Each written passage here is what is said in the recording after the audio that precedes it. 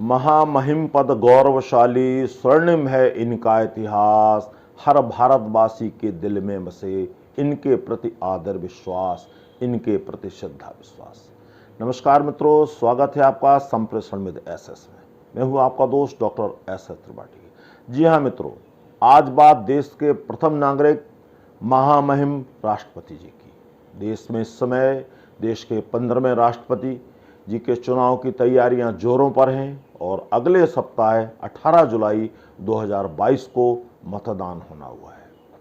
सत्ताधारी गठबंधन ने आदरणीय द्रौपदी मुर्मू जी को और विपक्षी गठबंधन ने आदरणीय श्री यशवंत सिन्हा जी को अपना उम्मीदवार बनाया है। महामहिम के चुनाव पर न सिर्फ देश में बल्कि देश के बाहर भी हमेशा से मंथन होता रहा है और ये चर्चा का विषय रहा है। यद्यपि देश की जनता सीधे तौर पर राष्ट्रपति जी के मतदान में भाग नहीं लेती है, पर उनकी आशा, जिज्ञासा, सपने सब साकार होने के लिए तैयार होते हैं। तो सोचते हैं कि इस बार राष्ट्र प्रमुख का सेहरा किसके सर बंधने वाला है। कुछ जानकारी देता चलूं अपने दर्शकों को कि महामहिम का चुनाव प्रत्येक 5 वर्ष में होता है और महामहिम का कार्यकाल 5 वर्ष का होता है। कोई भी व्यक्ति जिसकी आयु 35 वर्ष से अधिक हो तथा वह कुछ खास शर्तें पूरी करता हो, भारत के राष्ट्रपति का चुनाव लड़ सकता है। एक व्यक्ति कितनी भी बार राष्ट्रपति बन सकता है, राष्ट्रपति का चुनाव लड़ सकता है।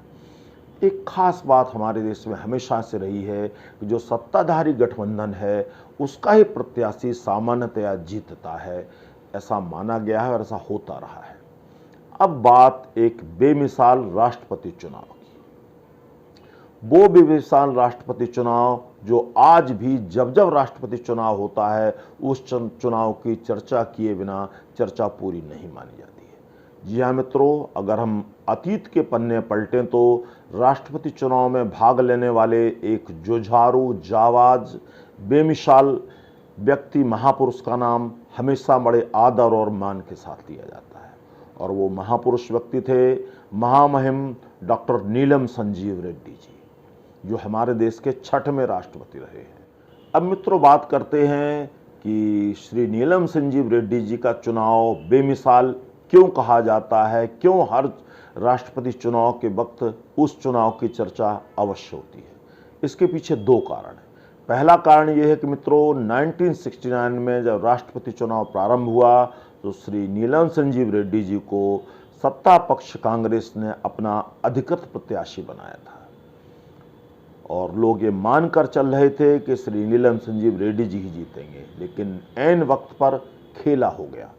सत्ता पक्ष ने अपने सदस्यों के लिए व्हिप जारी नहीं की कि उन्हें नीलम संजीव रेड्डी जी का समर्थन करना है, जिसके कारण जो है लोगों ने यह कहा गया उनसे कि वो आत्मा की आवाज़ पर वोट दें और जिसका नतीजा यह हुआ कि सत्ताधारी पक्ष के अधिकृत प्रत्याशी होने के बावजूद भी श्री नीलम संजीव रेड्डी कुछ अंतर से चुनाव हार गए और एक निर्दलीय प्रत्याशी श्री बीबी गिरिजी भारत के राष्ट्रपति बने।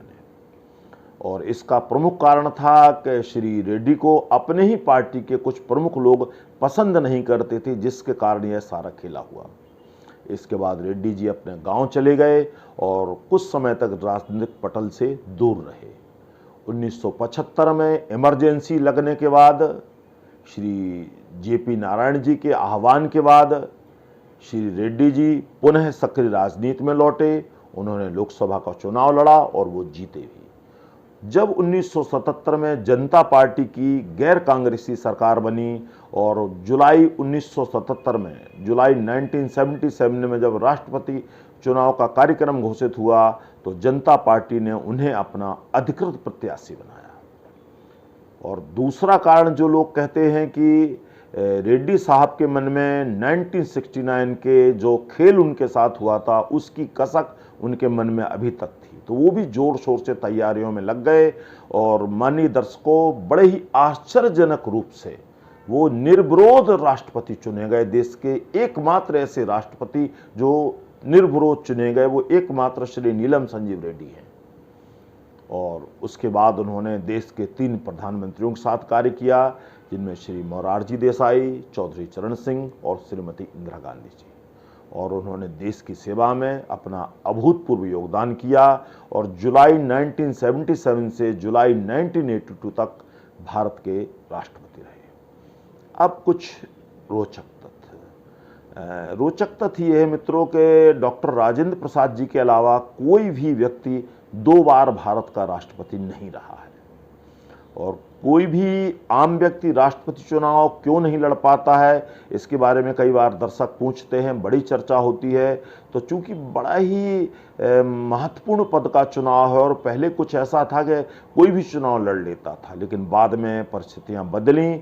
अब वही व्यक्ति राष्ट्रपति पद का चुनाव लड़ सकता है जो कम से कम 50 सांसदों का जो है समर्थन लाए और 50 सांसद जिसका जो है प्रस्ताव करते हो, ऐसा व्यक्ति राष्ट्रपति चुनाव लड़ सकता है। लेकिन चूंकि पार्टियां अपने सदस्यों के लिए व्हिप जारी कर देती हैं, इसलिए आम व्यक्ति के लिए संभव नहीं है कि कोई व्हिप तोड़कर उनका समर्थन करे और वो चुनाव लड़ पाए। तो मित्रों, हम सबको अपने नए महामहिम की प्रतीक्षा है कि वो दिन जल्द ही आए चुनाव वाला और चुनाव होकर देश को एक नए महामहिम मिले जो देश की बागडोर संभालें। तो मेरी बहुत बहुत शुभकामनाएं। तो मैं अपने सभी दर्शकों से कहना चाहूँगा, यदि आप संप्रेषण विद SS पर नए हैं तो हमारे चैनल को लाइक करें, सब्सक्राइब करें, शेयर करें, कमेंट करें। आप हमें सोशल मीडिया पर, हमारी वेबसाइट पर फॉलो कर सकते हैं और हमें ज़रूर लिखिएगा कि आपको हमारे कार्यक्रम कैसे लगते हैं या आपको किस प्रकार के कार्यक्रम पसंद है, ताकि हम उसी प्रकार की वीडियो आपको बनाकर दे सकें और ज़्यादा से ज़्यादा आपके ज्ञान वर्धन में सहायक सिद्ध हो सके। नमस्कार।